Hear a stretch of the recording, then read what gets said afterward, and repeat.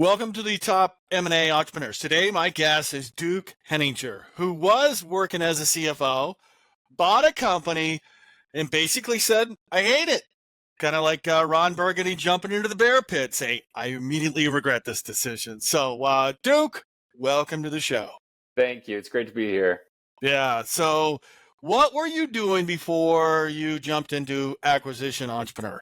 Well, going back a little bit, I was a salesperson in 2008 or whatever. I was right in school. I didn't really care much about school. I thought I just want to get something done. I'm going to go into sales. I'm going to end up learning the key sales skills, and then I'm going to go into, I'm going to start building my empire.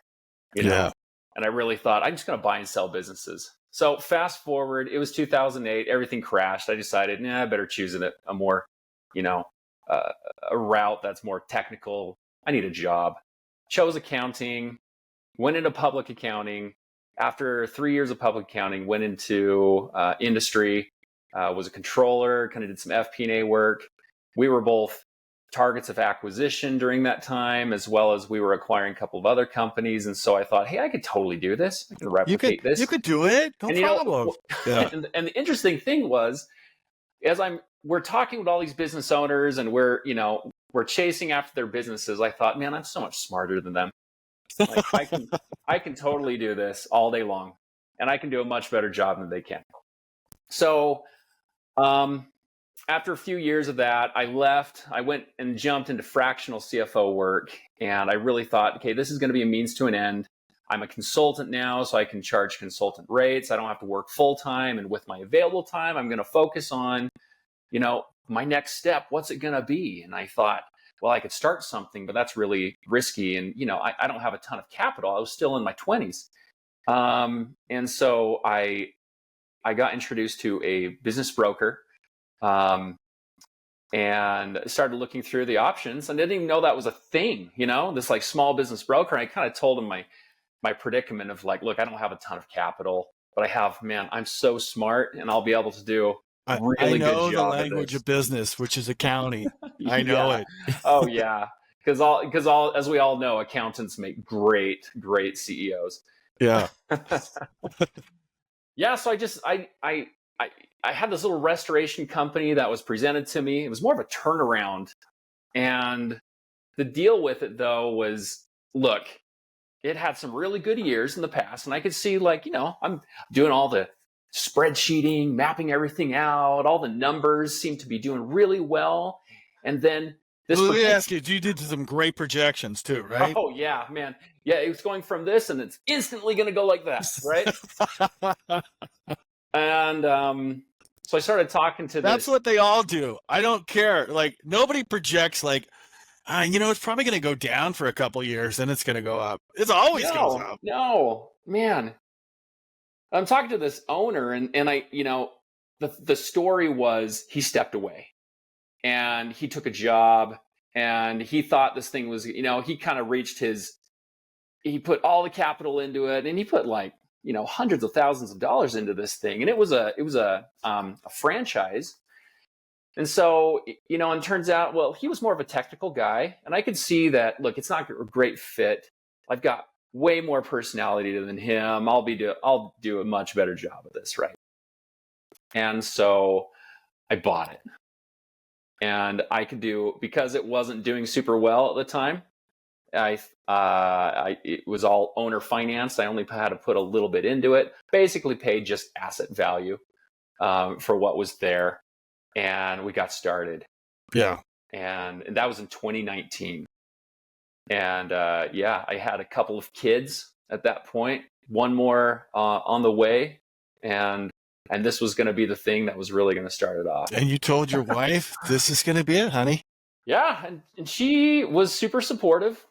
Super supportive, but yeah, it was a little bit more of a ride than I expected. So how long before I jumped in the bear pit? I immediately regret this decision. How long was that? It actually took a while.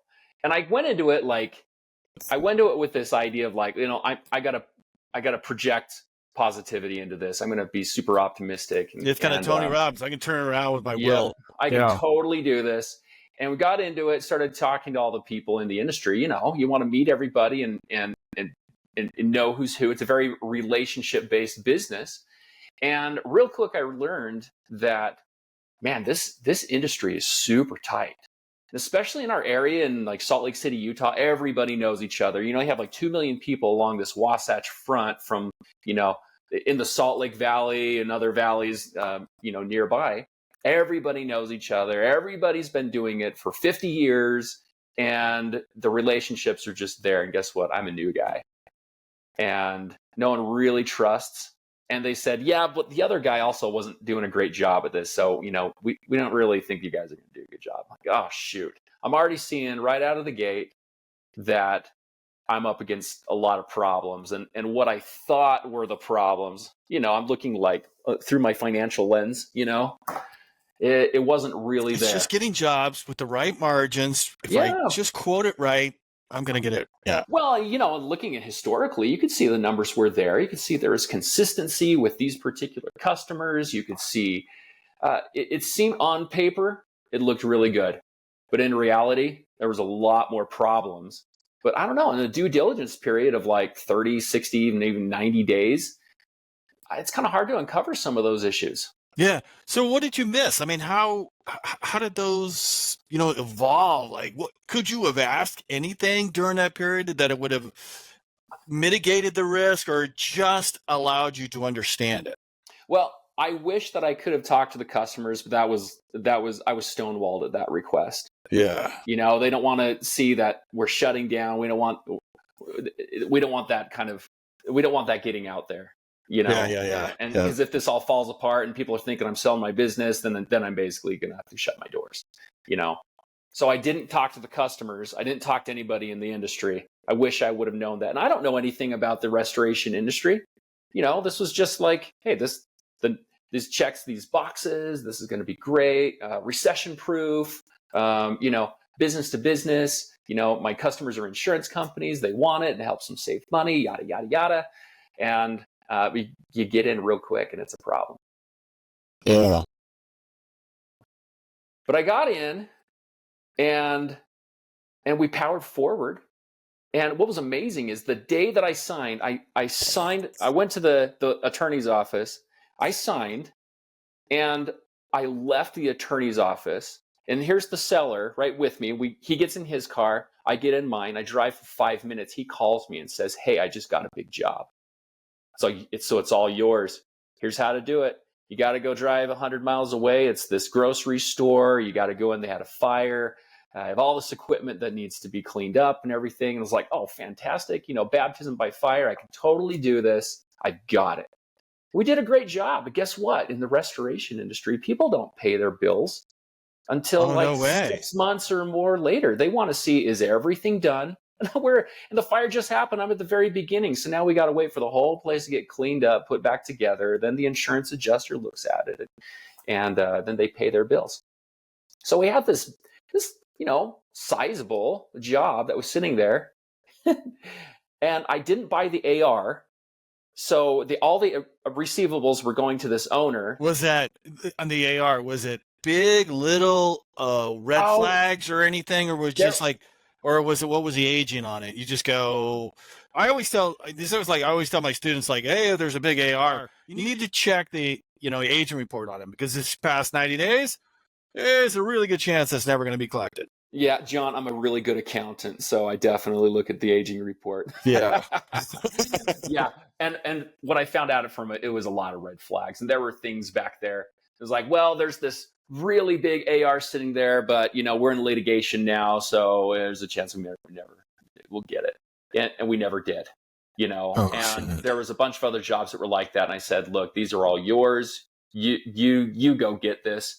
I'm gonna, and I set up a line of credit. I figured, okay, I didn't have money. I didn't have a lot of money myself to put into this. So my own personal money was like locked up. I had the seller note. I had a line of credit.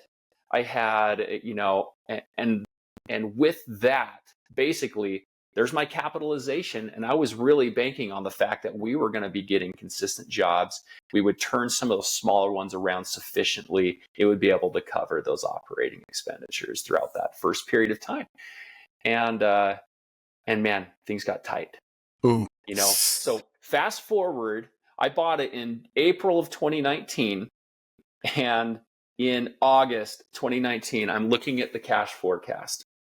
By the way, I know how to do a cash forecast. That's super helpful. Yeah. What's your runway? Like, you got a runway of what, 3 months, 6 months? Yeah. And I'm looking, I see, we did get jobs and they were paying periodically and it was good. The deal was I get to keep anything that you didn't invoice. So there were some jobs that I got and was able to invoice very quick, get paid on those in, a few weeks to a month or two. And it was, that's what funded operations. Well, let me recap. Like, how big was this business? Is like it was a $100,000 business, or was it $500,000? It was a $500,000 business that had been there for a couple of years, and then it went right down to 200. And he put it on the market when it was 500.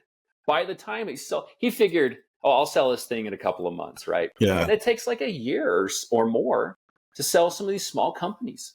So I bought it, and he had already stepped away, took another job, and was just letting his technicians run it. And they're not salespeople. He didn't have any salesperson there at the time. And how many people? How many technicians were on staff? There were 3 technicians, and that was it. So I stepped in this company. It was a $200,000 top line company, break even at the time, and that's where I thought, okay, I'm going to be okay. This is break even right now. I think I'm going to get in, and I'm going to turn that top line upward, and we're going to have profitability, and we'll be able to go from there. Easy, lad. We're going to start taking vacations with the wife. Totally fine. No, and I figured it would be a while before we really got there, right? Yeah. But my 5-year projections were nice and linear growth, fake stuff. And so I got to this point in August, cash got super tight, and it was, and all I had was that it was a $30,000 job. Average job size in this for my business was like $2,500, maybe $5,000 for like a good one. And so a $30,000 job was going to be pretty good. Yeah. And let me ask you about that. Did you do anything? How do I collect faster, or were there constraints where you had to wait for insurance companies to pay them so they could pay you? Oh, I did everything. Talking with the insurance adjuster. Can I invoice you? We're finished right now. Can I invoice you? I'll give you a 5% right now? discount. Yeah. I will give you 10%. Really? I'll give you 10%, 15%. What do you need? And the reality is, in that industry, you have people that are sitting at a desk behind the computer, and they're like, "Yeah, I don't really care." Like, I don't care. I don't care about Duke. I just want to touch this file one time. That's all, and it's going to be right at the end when everything's complete. I can look it over, check a box, and then send the check. So I got that paid, and it was like, oh, heaven sent. This is amazing, and that bought me 2 more months of runway. But by that point, the sales had been slowing. I thought the sales were going to be going up, but here I am, new guy. So the new sales had started to drop off. And, what was happening with that? I mean, like, what were you doing to say, hey, I'm a pleasant guy. They like me better. And what were you doing different from what he was doing in marketing and sales to bring business in? Well, it's like how the new president always blames the last president. Yes. Well, I stepped into a company that he stepped away from. And when he stepped away from it, people noticed that and started using our competitors. And so that's what I didn't know. That was that black swan, right? That I didn't really understand was like crux to all of this. So I got in and I had to win relationships, get people to know me. And then I had to start pulling jobs over this way. And that took time. Yeah. And this whole time I'm like, oh my gosh, what do I got to do? Like, I got to reduce OPEX. We're in this 10, 12,000 square foot facility where the office space was like 3,000 square feet of that. And I was the only person in the office, and I hired a salesperson. I'm like, okay, let's get this structure set up right. I'm going to hire a salesperson. I got technicians. I'm going to kind of like manage it all, but I need people like checking these boxes all the time, making sure it's all working. And so I I had people, and I had this large building. I'm like, well, let's do what I can control. What can I control right now? Well, Expenses. Revenue, I can't control immediately. Yeah. And I have a 2-month runway of cash, and the sales aren't there. So I know that it's going to end. And I know like the collection period, like unless there's some miracle that happens, this is all going to end. And so I moved buildings. I went from, what was like $8,000 a month down to $4,000 a month. Yeah. Let me ask you about that expenses and that rent. Was there a imperative on their side to try to get you to sign the lease or something real fast? And you're locked in for another 6-12 months or what? Well, luckily it was, the landlord was really just a couple, and it was their retirement, thing. So they were pretty amenable. And the previous owner was still on the lease, and I was just kind of subletting from him technically. Yeah. And so I got a broker. He was able to find someone to take the space. The space that I was in was like actually 30 minutes away from me, but it was like a pretty desirable area. So he was able to find someone to fill that space really quick. And then he went and found another space for me to go. And we moved, and I got, I just negotiated as much as I could of deferred rent. Just give me as much deferred. I can only get 3 months out of it. Well, I came over, and I'm like, okay, perfect. That was my number one biggest hard cost. Which it was $8,000 a month or something down to $4,000. And like my insurance was paid for, like it got paid for. Like insurance, rent, and labor. Those are like the main costs. Everything else is a small variable cost. There really isn't a lot of cost. Couldn't deduct 10%. It was those three things you got to focus on. Yeah. So I'm like, okay, great. Well, I just bought myself more time because I just deferred rent, found this other person. They just paid me my deposit back. Woohoo! I've got like $10,000, stuff that I can do with. And still, I had this glaring like point in the future where my cash, here's zero, and it was going to come in and just have a hard landing. So I started setting some, stop loss kind of points. All right, once we hit this point, if sales don't happen, then I have to get rid of that person. And really everybody was on the table. Like, what do I do? I have to have that technician and that technician. Okay. Oh shoot. Have you ever done that before? Like you have to pinpoint somebody that stop loss and say, I got to fire this person. Well, yes, we had like, I've been in turnarounds before, and we had to put, like we were like a 300 person company where I was at, and we had to, we were coming up against like those, what do they call that act that prevents you from hiring or firing more than a third of people at a time? Anyway. But, we had to plan for like, how do we reduce this overall cost like significantly? And it would hurt like the first time doing it. It's painful. And then you start realizing, you know what, those people are actually happy. They found other jobs. They're actually happy. And that's something that helped me in this process to go, okay, whatever happens, I know I'm going to help them. I'm going to do whatever I can to help them find their next place. But I can only go so far. So we were heading toward that, and the day came, and it was like I was 3 days away from it. Okay, this was a Friday. There was a Thursday evening. I got a call. Monday was my stop loss date. It was in November of 2019, and I got a call saying, "Hey, can you guys?" We did electronics cleaning, so we like clean soot. I didn't even know this stuff existed before I got into it. We clean soot off of electronics, and it's a lot cheaper than the insurance company having to replace everything. Soot gets on something, it's gonna mess it up. They're like, hey, there's a fire to school. Can you clean like 45 computers this weekend? It's like, oh man, that would be amazing. Like 45 computers, man, that's, we usually charge like $200 per computer to go clean the stuff. Oh, this is going to be great. Yeah, totally. I can totally do this. call the technicians, let them know, hey guys, I think we're going to be working the weekend. And the next morning, I got a call. No, it was an email. I got an email from my sales rep that I had hired saying, like, look, I'm out. You know, I don't think you're a very good manager. You kind of suck at this, and I'm out. Oh my God.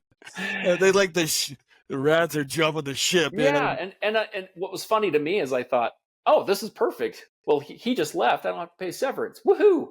You know, and so there was my person that needed to go, and I went in that day to go and like scope this job. I went to this big school, it had fire everywhere, and it was classrooms everywhere. And I said, hey guys, you have a bigger issue here.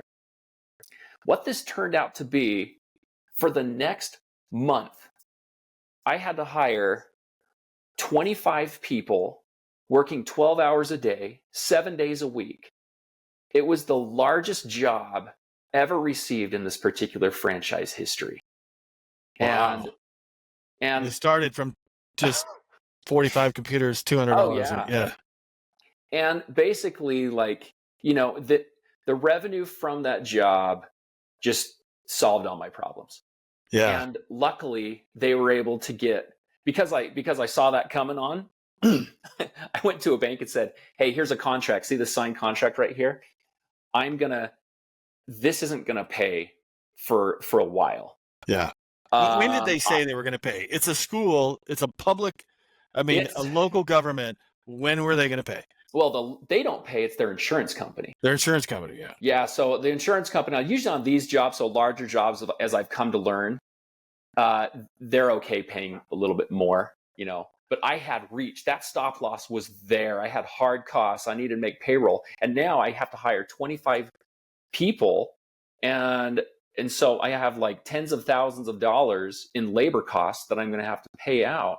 I ended up paying $100,000 of labor costs on this job. And that was basically my real, you know, all the other, you know, consumables were fairly minimal. So I had this, it was almost a $400,000 job. Wow. And I had about 150 of cost in it. And so with that profits, you know, I paid off the previous note, paid off these debts. Oh, but I didn't finish. I had to go to a bank and say, okay, I need money. And I've got a truck, a van. You know, I had these assets that were free and clear. And so I was basically they allowed me to kind of refinance some of these things that they don't love refinancing. And I just pulled like 30 grand out of that. I pulled 30 grand. So you had to do an asset loan? Did they loan on your contract there? They used that to as say collateral. As the kind of the collateral. You know, they have to tell a story, and when your story is this all the time, they don't really want to give you anything. And they don't. How many people did you have to knock on the doors like say, I need money? Yeah. Well, I had, you know, the company I was at previously, I was managing a portfolio of, you know, $25 million Gotcha. in debts. So I was able to, you know, I had a network of people to go to. So it was actually fairly simple. But what was funny though, is all the network of people, they were in like the middle market space. And I'm coming to them with like, hey, I need $30,000. They said, dude, here, talk to this person. It was basically like a receptionist, you know. But actually it was like our super, super great personal, it was a business banker, but a small business banker. And I was able to get her across the table fairly quick. She even came to the school we were cleaning to go sign the docs, and I had money in the account, and it was perfect timing. I can't tell you, like, you know, people say faith or religion or whatever, man, there's something to the universe, whatever you want to call it, right? That, like, I saw something happen that wasn't supposed to happen. It was pretty amazing. And I'll give credit where credit's due on that one. And, but it was really, really cool. So like, now we have money and everything's good. But the sales actually were still fairly slow. Like we had another job. We had like another $100,000 job a year later. And then, you know, and those type of jobs seemed to be the ones that would be coming across. And outside of those jobs, we were like below break even. If we were to take all those out, we weren't really getting Just enough. ugly sales. Yeah, like it wasn't great. Like, how could you build a business plan off of spikes like this all the time, right? What they used to do in software in trade shows. That's it. Yeah, I'm like, I can't do this. And I was just stressed all the time. And oh man, 2020 didn't help. Let me ask you about that, because the relationship I have with my wife, like something goes on in business, and it's almost like she's my board advisor, so I have to practice what I'm going to tell her to give her a good picture and the bad picture, as I'm the CEO giving a presentation to my board of advisors, right? Oh yeah. And whether they're going to fire me. Well, she knows that I use this like salesy voice, and the moment she hears it, like it's instant. She's like, I'm turned off. Like this, you're trying to sell me on something. The salesy voice. Yeah. I don't want it, you know. And so I had to have a conversation with her to explain what a bankruptcy looked like.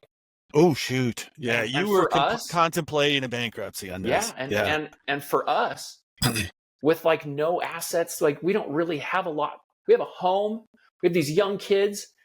Even though like the total debts on the place was like, you know, it was like $100,000 or whatever. It was not like that was going to tank me, you know. Yeah. And that was something that gave me a lot of stress. And so, but then, you know, going throughout, this up and down all the time, I'm like, what do I do? So I started thinking of other ways. All right, you know what we're going to do? We're going to add on extra services. We're going to solve this problem by adding crap. And you know what that crap takes is capital. Yeah. And so I would here's this like bank account with hundreds of thousands of dollars. I'm like, okay, well, let's take this. Let's buy this machine. We added textile restoration. We added we were doing art restoration, and we were adding people, processes, complexity. And every new thing, like it takes a lot of your focus. It's a hypothesis that you still have to test. Hoping. Like, what was your results on that hypothesis? Well, it doesn't make a lot of revenue. Yeah. Oh, it's like everyone else's results, you know, where they say, here's my graph. Day one, it's going to start like this and grow. And it's never that case, right? And so, you know, it would be a while out before we started seeing something. But I'm like, I put $150K into like building out this process more, and it wasn't turning around like I really wanted it to. So I'm like, well, how do I fix the problem? Adding crap. And you were going to other, I don't know what the franchise is, but you were listening to these other successful franchises going, what are you doing that I can model? And and it's still not working. You know, the interesting thing is about the franchise model is that, you know, they figure out a formula. And as long as you follow that formula, then everything's going to be right. Well, the particular formula in my case was you get an area with 3 million people and you're good. Well, the franchise started on like the Midwest and the East, where like population density we're so close that 3 million people is like you drive 15 minutes that way and 15 minutes that way, and there's your area. That's your domain and range. I'm in Utah, where we didn't even have 3 million people in the state. So my franchise area had to be all of Utah and half of Idaho, and I can't service all of that. So I was limited to receiving only about a third of, you know, by the calculation, if you need 3 million people, but my serviceable area is 2 million people, then I've lost a third of the opportunity. And that was,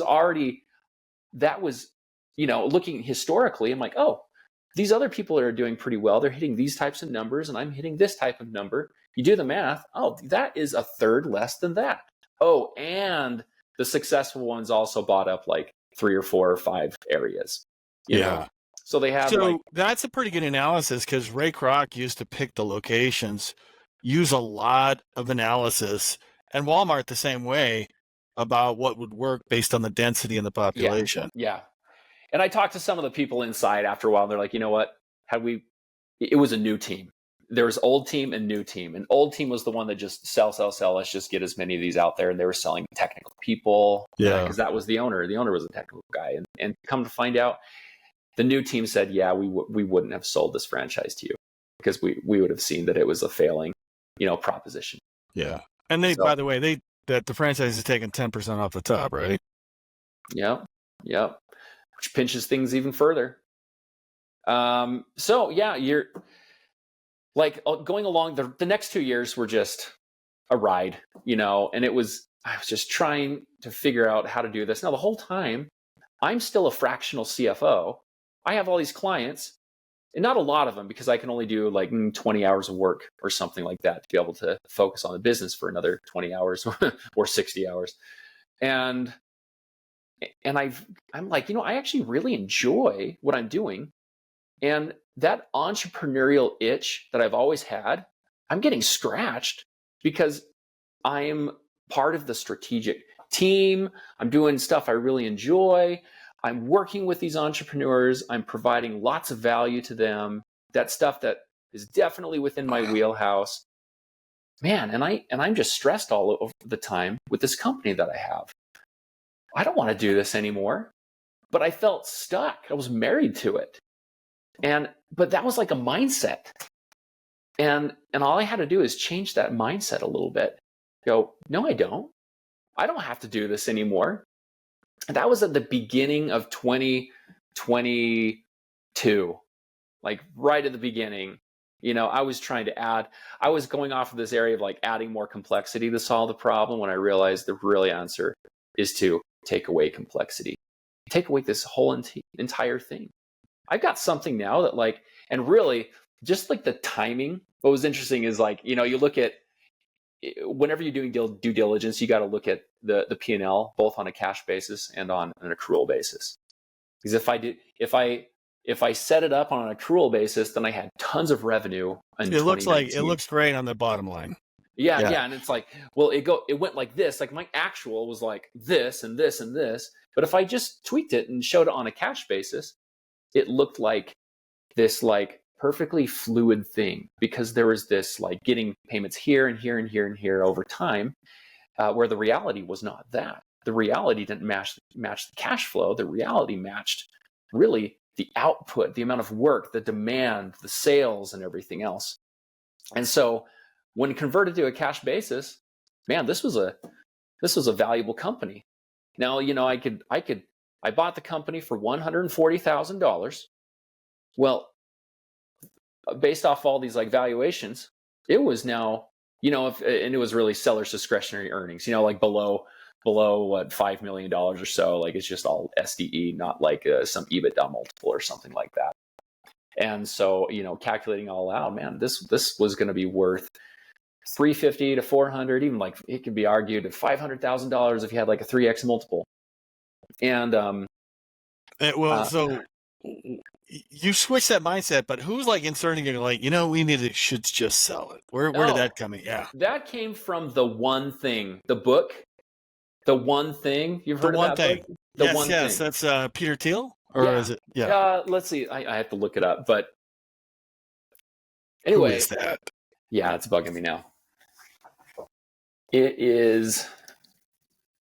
But in this One Thing, there's this focusing question, which is like, what's the one thing you can do, and by so doing, everything else becomes easier or unnecessary. And I read this book at the last part of Gary Keller.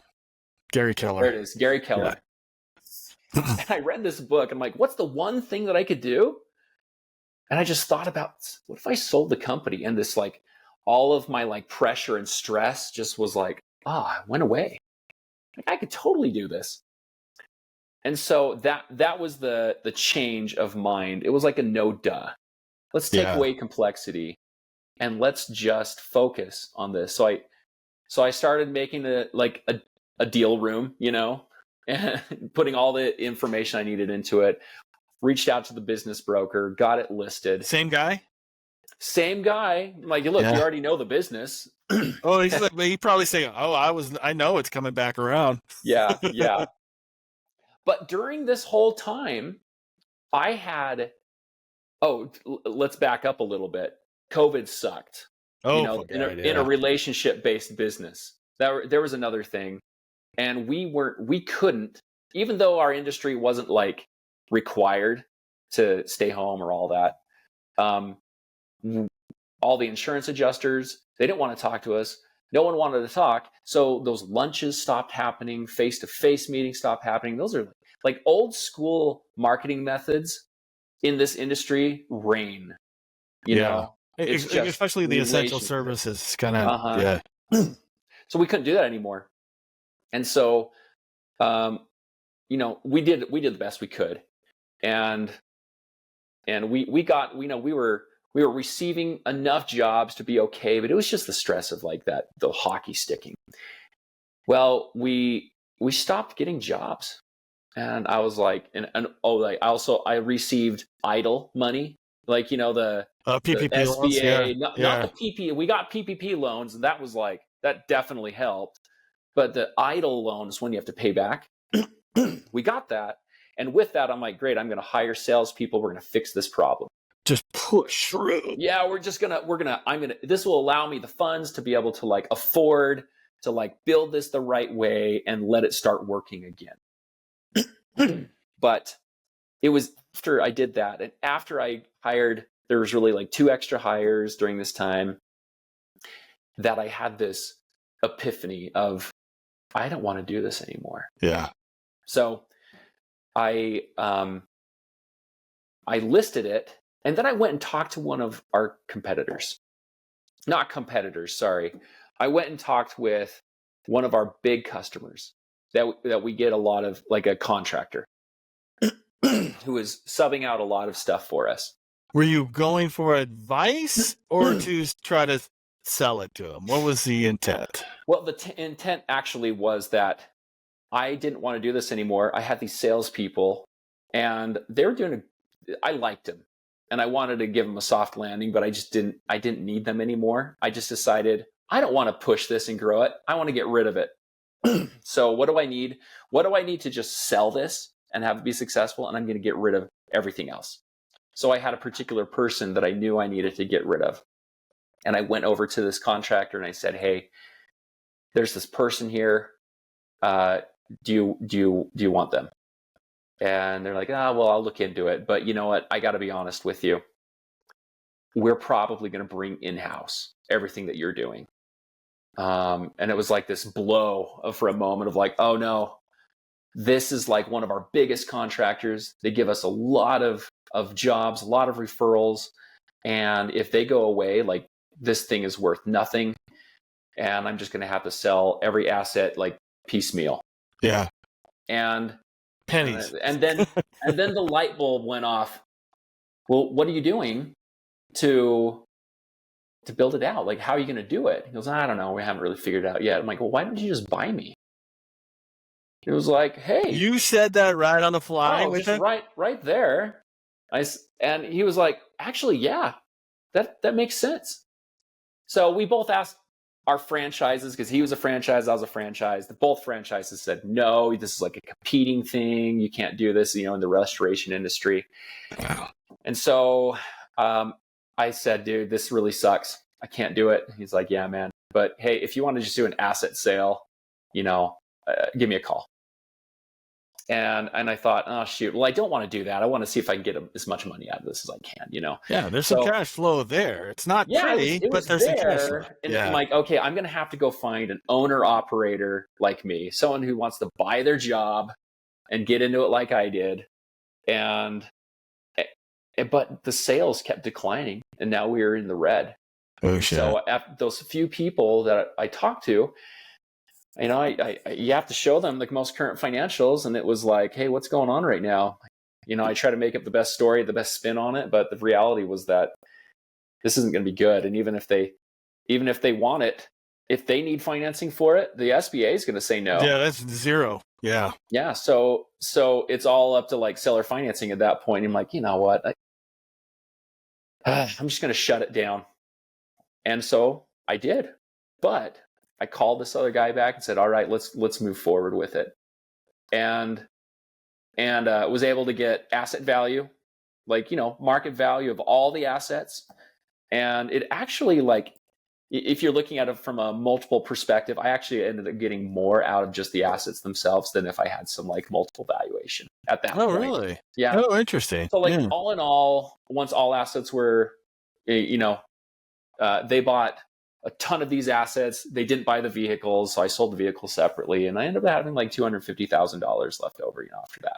Yeah. So, bought for 140, sold for 250. Now that sounds great, but don't forget the 150K that I had put into it. And the stress and years off your Plus life, and all how of much that. did that cost? Oh, I know. So like, you throw up a little bit in your mouth. And now that was in 2022 that I sold it, summer of 2022. And when I shut the doors, sold it all out, I had now an empty building that I needed to lease, that I needed to sublease because they took everything over to their location. And, but this was in 2022, everybody was looking for warehouse space. So I got into it at 45 cents a foot, and the going rate at the time was 95 cents a foot. So my landlord, who was who's backed by a REIT, was more than happy just to take it from me, and renegotiate the lease. And they got someone in within 3 months, and I was completely out. Wow. Yeah. And man, that feeling of just being out was like, I remember just standing in this empty warehouse and just having this sense of when it was all over. Yeah. And I, and then I just doubled down on what I enjoyed already, which was the CFO stuff. And So is there any craziness to do it again? Oh, absolutely not. I have had that scratch itched, or itch scratched with like a steel wool, and I don't want to ever go back to it. Just say no. Just say no. Yeah. So now, but I still am an entrepreneur. I do my own thing. I do it with my clients as well as I'm building my book of business, and I enjoy that. I have a lot of fun with it. And that's fractional CFO work, right? Uh-huh. So tell me exactly what when somebody comes in and goes, "Hey, I need a fractional CFO." What is that? What do you do there? It just means, okay. The term CFO is like a really diluted title that means so many things to different people. Yeah. So, and it can really mean anything. It just means the financial leader for your company. Yeah. Someone who can tell you not only, I do more than just accounting. My background is in accounting, but accounting is not finance. So I take accounting, I set it up right, and then we look at the finance, which is reporting, forecasting, modeling, capital structure, debt raising, equity, helping through. So at my stage as a fractional, mostly I'm jumping in companies that are somewhere between 5 and 50 million. This is the point where they're like, doesn't make sense for them to hire a $300,000 CFO. Let's get that same kind of, knowledge and skill, but on a fractional basis. So, maybe $40,000, $60,000, $80,000 a year or something, depending on how much time is required. And that's what I do. So, and I really enjoy it. So, you have a handful of clients at any given time. What about this acquisition experience made you smarter about your current fractional CFO? It had so much to do with it, because now I come in, I feel like a lot of advisories just are, lip service. They tell you stuff because they read it in a book. And now it's like I the tell it from policy experience. wonks in Washington, right? They've never been to the country. They've done anything like they're writing this policy and go like, just once I'd have somebody that was in the country for a while understand what's going on. Oh yeah. So I can talk to these founders and I can say, guys, I know you're not sleeping well right now because of this problem. Empathy. Here's 3 solutions, and I'll tell you, it's going to be okay. I'm seeing it 100 times now. We're going to be okay. And let's just do these things, and I'll go get some capital. And you guys, we have to make some OpEx changes. It's going to be kind of painful, but just laying out the groundwork and the path forward from the perspective of someone who's really been in their shoes before, super valuable. Oh yeah. I mean, what do they say about boating? Anybody can navigate a boat in calm weathers, but get that experience in rough seas, completely different. Yeah. Absolutely. So, I like to say it was a merit badge that I now have. I don't ever want to do it again. Would I do it again if I had the opportunity? No. But I needed it. That was the only way that I was going to really understand Do you what I really think enjoyed. that's why you did it? To say, hey, man, I need to baptism by fire here. I need Yeah. some, yeah. I think I'm a risk taker and and I just kept talking. It was like this insatiable appetite to do my own thing, so much so that everybody who was like, all the naysayers around me are like, whatever, man, you just have to go do it. And I did it. And it was like, yeah, I was burned, but I wasn't burned too bad. Yeah. What I got out of it was, I was able to get out of it with my own resources, and it was fine. Yeah. It wasn't how I wanted it to be, but it wasn't bad. I don't know how much you've read about Warren Buffett, but Berkshire Hathaway was a textile company, and that died on him. That stopped making money because they outsourced his textiles. And he kept the name, I think, as a reminder. So, like, don't buy these last cigarette puff kind of companies. Like, was there anything in there going, okay, if the company was 10 years, 50% margins, really profitable, would you still say no? I mean, everything checked the box. Would you still say no? If I went back, well, the thing is, there was a lot of boxes that I didn't know existed that needed to be checked. Yeah. And now that's the big thing that I gained from this. The financials and all of that, that's only a portion of this. And honestly, it's not the most important thing, because all we know about a forecast is that it's wrong. Yeah. And so, but what are those lead indicators, that are really going to change things, and how do you go and measure those things? That's what's really important. Yeah. How many turns does a business do? Well, if it only turns twice a year, you're going to be, you need a big line of credit. Oh, yeah. Yeah. Yeah. God, Duke, this is a great story. I really appreciate you being on the show. No, absolutely. It's fun to tell it now. I couldn't talk about it for maybe a year or so. But thanks for being my therapist for a moment. Thanks for being on the show. Thanks so much, John. Okay, I'm stopping and give it a few seconds.